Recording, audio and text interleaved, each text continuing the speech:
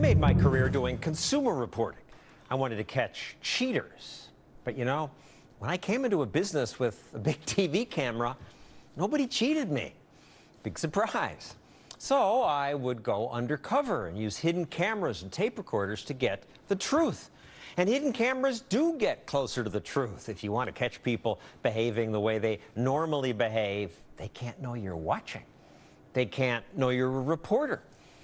I still hide the camera and disguise myself sometimes. In my recent Freeloaders special, I pretended to be a panhandler. Spare change, quarters, dimes. I don't think people would have given money to John Stossel, so I disguised myself. Now, I don't go undercover much these days. Now, other people, younger people generally do it. People like James O'Keefe. We welcome you.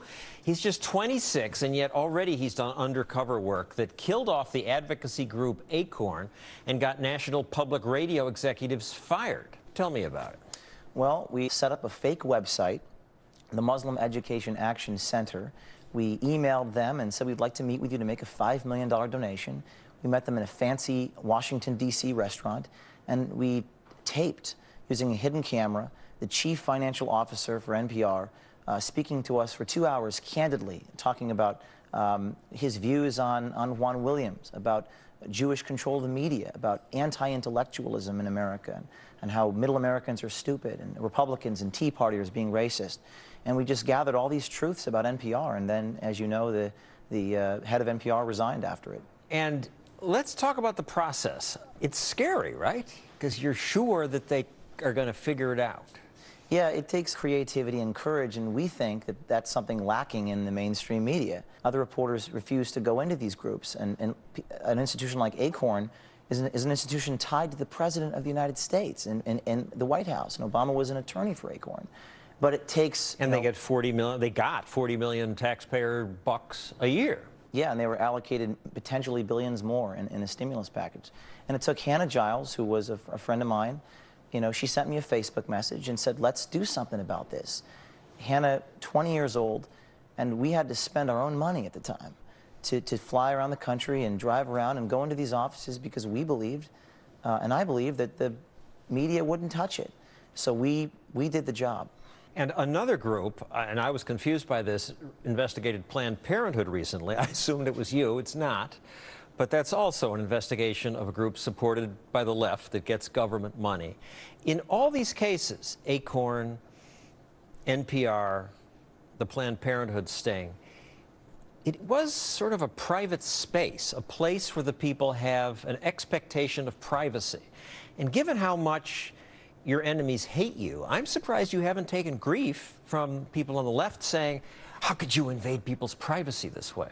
But you haven't really. Well, I don't believe it is a violation of anyone's expectations of privacy. In the Acorn offices, these were public buildings, sometimes with even children standing around, and they were meeting with strangers to talk about business-related matters. But they don't expect that this quiet meeting with a stranger is going to be broadcast all over the world. Well, I believe that you simply don't have an expectation of privacy when you're meeting with, when you're discussing business matters. Certainly when you're discussing, you know, in a public restaurant like the NPR employees were doing, with two people who identified themselves as members of the Muslim Brotherhood, and you're soliciting $5 million, we believe the public has a right to know about that thing. It's not like we're planting devices in people's homes.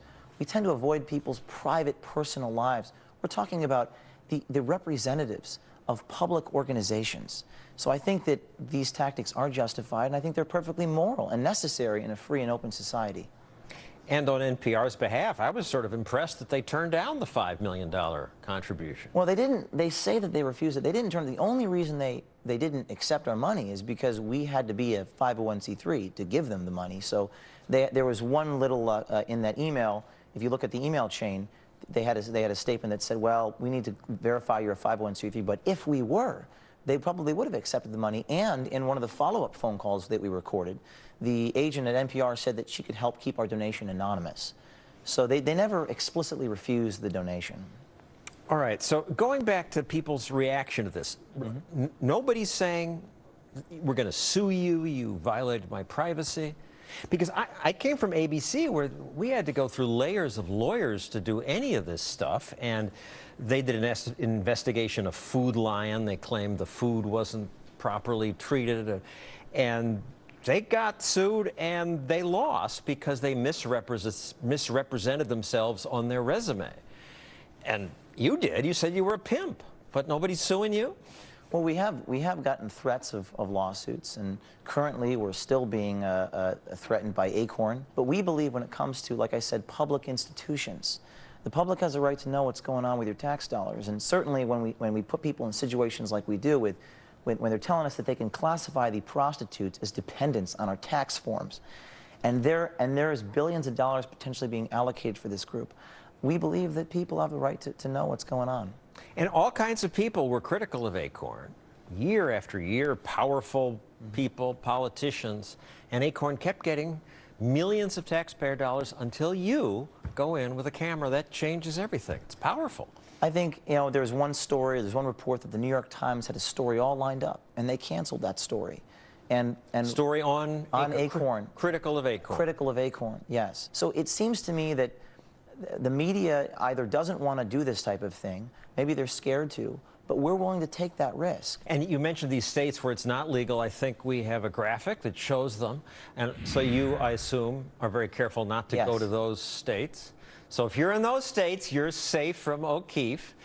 But I have to wonder if there's more corruption in those states. And we'll talk about that later in the show, because to say you can't tape invites people to know they won't be caught. Well, there's a lot of ambiguities in the law. I mean, we were arrested, for example, on a Class B misdemeanor they eventually gave us, entering a federal building under false pretenses. This was a separate case. Yeah. You were in Mary Landrieu's office, the senator from Louisiana, because you'd heard she wasn't answering her phone. Right.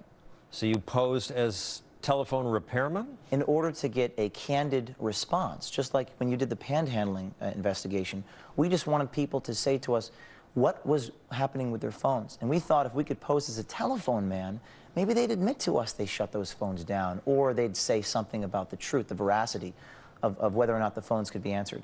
If we said, hi, we're reporters from the Washington Post, of course they wouldn't tell us the truth. So they charged us with a misdemeanor eventually, after charging us with a bogus felony. They charged us with... Did they arrest you? You spend the night in jail? We spent the night in jail. They put my mugshot on the front page of the New York Times. They put us in prison jump chutes with shackles and chains. They did everything they could to destroy us. Eventually, 5 months later, it came out there was no felony. But they gave us a Class B misdemeanor, entering the federal office under false pretenses. And I would like to say that if that's a crime, if it's criminal to pose as something you're not inside of a politician's office, then I guess we might as well arrest half the politicians in Washington, D.C., and half the lobbyists in Washington, D.C., who use false pretenses every day. So there's a fascinating dialogue we could be having about the nature of undercover work, about the ethics of these statutes that they charge us with. No one wants to talk about it.